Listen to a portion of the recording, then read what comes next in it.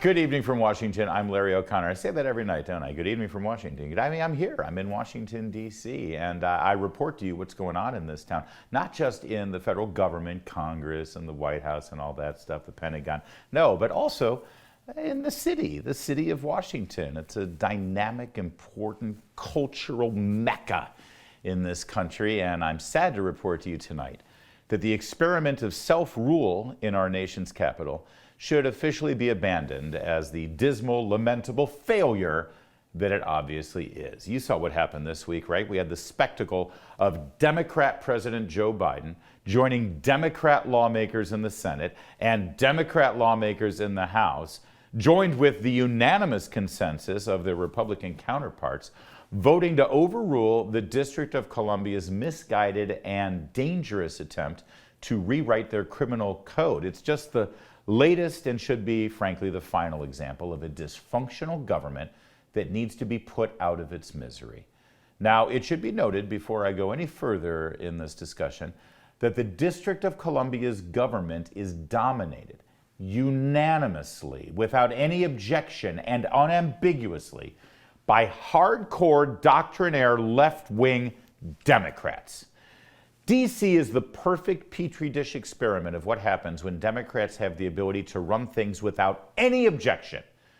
Further, it's also the perfect example of Democrats' inept management of a city government without any actual financial repercussions for all their horrible ideas. You see, the federal government, your tax dollars, thank you very much, subsidize the awful mismanagement of all the out-of-control Democrats, and even with the financial support of the federal government, they're still incapable of running this town. We've got rising violent crime. We've got falling police recruitment. We've got restaurants, businesses, bars, even citizens fleeing across the border to Maryland, Northern Virginia, and of course to Florida. And the Democrats running D.C. decided that this is the perfect time to rewrite the criminal code and remove or even reduce punishment for carjackers, rapists, thieves, and murderers. This, by the way, at a time when we've got a rise in carjackings, rapes, theft, and murder. Even Democrat poster child and celebrity superstar Muriel Bowser, the mayor of the failed state of Columbia, vetoed that debacle. Even she saw that this was outrageous. And then all but one of the Democrats on the district council voted to successfully override her objection. Sadly, that one dissenting vote, the one who said, "That's right, I'm with Muriel Bowser," it didn't come from a Republican, because there are no Republicans here. It came from a guy named Trayon White. He's a Democrat whose other claim to fame was to take to Facebook and air a live stream video when he claimed the Jews control the weather. That's right. The guy who thinks the Jews control the weather in Washington, D.C. is the sole voice of reason on the Democrat-dominated district council. He's the grown-up in the room. Now, Joe Biden originally vowed to veto the Republicans' effort to throw out the district's misguided permission slip for violent criminals that they masqueraded as a criminal code. But when legions of Democrats hopped across the aisle to vote with Republicans, he did what Joe Biden always does. He followed the prevailing political winds to save his own unremarkable political legacy. See, Joe Biden doesn't stand for any principles, even bad principles. No, he doesn't care. He stands for one thing, his own political survival. Biden's announcement that he would not veto the Republicans' bill also stated, without any irony, that he still supported D.C. statehood.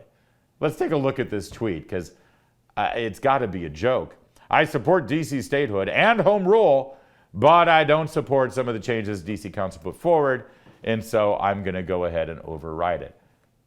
I support D.C. home rule, except when I don't."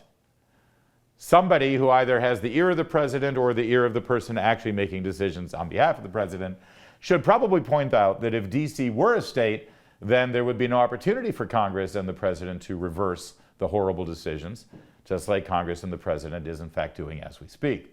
But never let logic get in the way of a good Joe Biden decision. Thankfully, our founding fathers anticipated the likes of Muriel Bowser, Marion Barry, and Trayon White being in charge of our nation's capital. And so they took to the Constitution and they carved out a congressional oversight clause for the management of this federal district where the capital resides. Over the years, Congress's control over the roughly 10 square mile region has diminished, with past Congresses acquiescing to the local government's demand for home rule. Those home rule demands have now morphed into the unconstitutional call for D.C. statehood. If this latest escapade doesn't put an end once and for all to the D.C. statehood fantasy, nothing ever will. If this is how the people of Washington, D.C. mismanage things as a federal district, imagine what a disaster it would be as a state. It would make New Jersey look good. In my interview last week with House Oversight Chairman James Comer about his role in evaluating and approving laws passed by the District Council, he confirmed that overriding this criminal code was just the beginning. At the end of the day, we had to go through Rules Committee, had to go through, all this debate on the floor. They attacked us. Well, then almost 40 Democrats voted for it on the floor. Yeah. And then you see now that there's so much support in the Senate, the president went ahead and threw in the towel. We have that other resolution that would undo where they said illegals could vote, and right. Even the Washington Post agreed with us on that. So we're going to look at Washington, D.C. I hate to micromanage, but our committee has jurisdiction in Washington, D.C. We're supposed to be a check and balance on Washington, D.C. And this city is not run in an efficient manner. This is a dangerous city. There are a lot of problems in this city. So we're going to continue to examine the problems with the way Washington, D.C. is run, and hopefully we can make a better capital city. Now, he's a Republican. When the Democrats are in charge of the Oversight Committee, they have the same jurisdiction, but you don't hear that from them. And he's not alone. In his nearly 2-hour speech before the Assembly at CPAC this past Saturday, President Trump went even further. He said the federal government should retake control of Washington. Frankly, the federal government should take over control and management of Washington, D.C. And he's absolutely right. Proponents of the constitutional role of Congress over the federal district should no longer be on the defensive, explaining why we don't think Washington should be a state. It should be the D.C. government and the Democrats defending their right to any semblance of home rule. Why don't you want D.C. to be a state? No. Why do you think D.C. can be a state or should be a state? It's a disaster. We've got rising crime rate, unending criminal vagrancy, resulting in these fetid, pestilent-ridden encampments, plus deteriorating public transit systems. The streets are strewn with filth and trash, all examples of a broken government, not just in need of oversight, in need of being overtaken. It's time for the federal government to finally put an end to any notion of D.C. statehood. Kill it. It's over. Take back full constitutional control of the District of Columbia. Every tax-paying citizen in this nation deserves to visit their nation's capital and meet with their elected representatives. They need to be able to come here and ask for redress from their federal government. And while they're here, they shouldn't have to dodge piles of human debris on the sidewalks. They shouldn't have to walk past dangerous, stinky encampments. They shouldn't get stuck on a broken down subway. And they shouldn't have to look over their shoulder for fear of a violent assault at any given time.